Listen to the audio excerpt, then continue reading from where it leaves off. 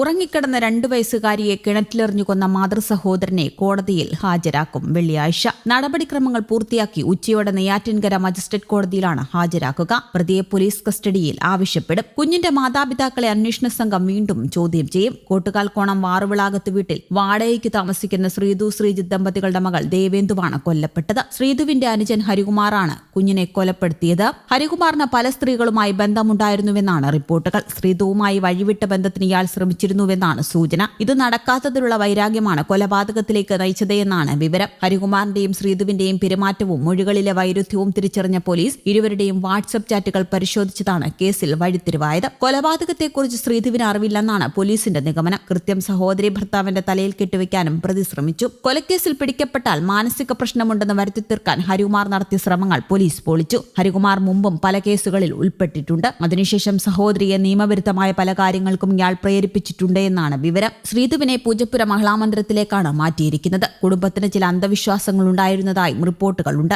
ഇക്കാര്യത്തിൽ വ്യക്തത വരാനുണ്ട്. വ്യാഴാഴ്ച പുലർച്ചെയാണ് കുട്ടിയെ കാണാനില്ല എന്ന പരാതി ഉയർന്നത്. തുടർന്ന് നടത്തിയ പരിശോധനയിലാണ് രാവിലെ 8:15 കുഞ്ഞിന്റെ മൃതദേഹം വീടിന് സമീപത്തെ കിണറ്റിൽ നിന്ന് കണ്ടെത്തുന്നത്. അഗ്നിരക്ഷാസേനയും പോലീസും ചേർന്ന് നടത്തിയ പരിശോധനയിലാണ് കുട്ടിയെ കണ്ടെത്തിയത്. മുങ്ങി മരിച്ചതാണെന്ന് പോസ്റ്റ്മോർട്ടം റിപ്പോർട്ടുമുണ്ട്. കുഞ്ഞിന്റെ ശരീരത്തിൽ മുറിവുകളില്ല. ശ്വാസകോശത്തിൽ വെള്ളം കയറിയെന്നും പോസ്റ്റ്മോർട്ടം റിപ്പോർട്ടിൽ പറയുന്നു. സാമ്പത്തിക ബാധ്യതയ്ക്കപ്പുറം മറ്റെന്തൊക്കെയോ കുട്ടിയുടെ കൊലപാതകത്തിന് പിന്നിലുണ്ടെന്ന് നാട്ടുകാരുടെ മൊഴിയും നിർണായകമായി. കുട്ടിയെ കൊലപ്പെടുത്തിയത് താനാണെന്ന് ഹരികുമാർ സമ്മതിച്ചിരുന്നുവെങ്കിലും എന്തിനാണ് കൊന്നത് എന്ന കാര്യത്തിൽ വ്യക്തമായ മറുപടി നൽകിയിരുന്നില്ല. പിന്നീടെല്ലാം പോലീസിന് മുമ്പിൽ ഏറ്റുപറഞ്ഞു. കുടുംബാംഗങ്ങളെ ചോദ്യം ചെയ്തതിൽ വൈരുദ്ധ്യമുണ്ടെന്ന് പോലീസ് നേരത്തെ പറഞ്ഞിരുന്നു. അച്ഛനൊപ്പമായിരുന്നു കുട്ടിയെ ഉറക്കാൻ കിടത്തിയത് എന്നായിരുന്നു ശ്രീതുവിന്റെ മൊഴി. എന്നാൽ ശ്രീജിത്തിനെ ചോദ്യം ചെയ്തപ്പോൾ അമ്മയ്ക്കൊപ്പമായിരുന്നു കുട്ടിയെന്നായിരുന്നു വെളിപ്പെടുത്തൽ. കുട്ടിയുടെ അച്ഛനെയും മുത്തശ്ശിയെയും നേരത്തെ വിട്ടയച്ചിരുന്നു. അയൽവാസികളുടെ മൊഴികളിൽ നിന്ന് ശ്രീതു പറയുന്നതിൽ കഴമ്പില്ല എന്ന പ്രാഥമിക നിഗമനത്തിലാണ് പോലീസ് എത്തിയത്. മൊഴികളിലെ വൈരുദ്ധ്യങ്ങൾ പരിശോധിച്ചു വരികയാണ്. എന്നാൽ വ്യക്തമായ തെളിവ് കിട്ടാത്ത സാഹചര്യത്തിലാണ് വിട്ടയച്ചത്.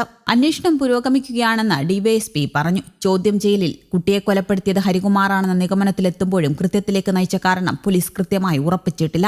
സാമ്പത്തിക ബാധ്യതയ്ക്കപ്പുറം മറ്റെന്തൊക്കെയോ കുട്ടിയുടെ കൊലപാതകത്തിന് പിന്നിലുണ്ടെന്ന സംശയത്തിലാണ് പോലീസ്. കുട്ടിയുടെ അച്ഛനുമായുള്ള തർക്കങ്ങളും സംശയത്തിലാണ്. കുട്ടി എന്തിനാണ് കൊന്നത് എന്ന കാര്യത്തിൽ അമ്മാവനായ ഹരികുമാർ വ്യക്തമായ മറുപടി നൽകുന്നില്ല. 2 വയസ്സുകാരിയുടെ അമ്മാവൻ ഹരികുമാറിന് അകാരണമായ ദേഷ്യമുണ്ടായിരുന്നുവെന്ന് പോലീസ് തിരിച്ചറിഞ്ഞിട്ടുണ്ട്. ഇയാൾക്ക് നിരവധി സ്ത്രീകളുമായി ബന്ധമുണ്ടെന്നും അതിന്റെ പേരിൽ കുടുംബത്തിൽ പ്രശ്നങ്ങൾ ഉണ്ടായിരുന്നുവെന്നും സൂചനകളുണ്ട്. കുടുംബത്തിലുള്ളവരെ ഇനിയും ചോദ്യം ചെയ്യും. അതിലൂടെ മാത്രമേ കൊലപാതക കാരണം ഉറപ്പിക്കൂ. പ്രാഥമിക മൊഴികളിൽ പൊരുത്തക്കേടുകൾ നിറഞ്ഞതോടെ അമ്മ ശ്രീതുവിനെയും അച്ഛൻ ശ്രീജിത്തിനെയും മുത്തശ്ശി ശ്രീകലയും അമ്മയുടെ സഹോദരൻ ഹരികുമാറിനെയും കസ്റ്റഡിയിലെടുത്തിരുന്നു. പിന്നീട് അച്ഛനെയും മുത്തശ്ശിയെയും വിട്ടയക്കുകയായിരുന്നു. വെവ്വേറെ ഇരുത്തിയുള്ള ചോദ്യം ചെയ്യലിലും മൊഴിയിൽ വൈരുദ്ധ്യം കണ്ടെത്തിയിരുന്നു. തുടർന്ന് വിശദമായ ചോദ്യം ചെയ്യലാണ് ഹരികുമാർ കുറ്റം സമ്മതിച്ചത്. ഹരികുമാറും ശ്രീതുവും തമ്മിലുള്ള വാട്സ്ആപ്പ് സന്ദേശങ്ങൾ അന്വേഷണത്തിൽ നിർണായകമായി. ശ്രീതുവിന്റെ അച്ഛൻ മരിച്ചിട്ട് 16-ാം ദിവസമാണ് ദേവേന്ദുവിന്റെ മരണമെന്നും നാട്ടുകാർ പറയുന്നുണ്ട്.